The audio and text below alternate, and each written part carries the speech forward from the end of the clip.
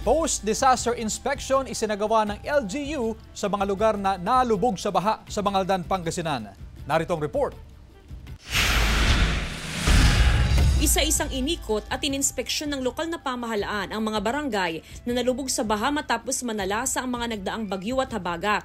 Layon ng post-disaster inspection na malaman ang dahilan ng pagbaha sa mga barangay. Dito, nadiskubre ng LGU na mayroong mga daluyan ng tubig na nasarahan matapos ang pagtatayo ng iligal na mga istruktura.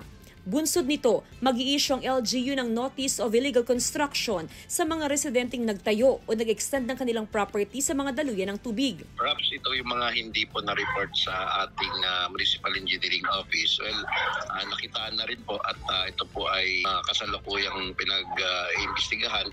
Isa ang barangay Anolid sa pinaka-naapektuhan ng pagbaha. Pero naniniwala ang ilang residente na hindi ang mga istruktura na itinayo sa ibabaw ng Payas Creek ang dahilan ng pagbaha sa lugar. Iba kasi yung mga hindi marunong magtapon sa tamang tapunan, yun lang nakaka-problema yung dito sa Payas namin. Ayon sa mga opisyal ng barangay, sa pagitan pa ng taong 2000 hanggang 2005 na itayo ang mga istruktura sa ibabaw ng Payas Creek. Sa nakalipas sa 2 taon ay mahigpit ng ipinagbawal ng barangay ang pagtatayo ng istruktura sa Payas Creek.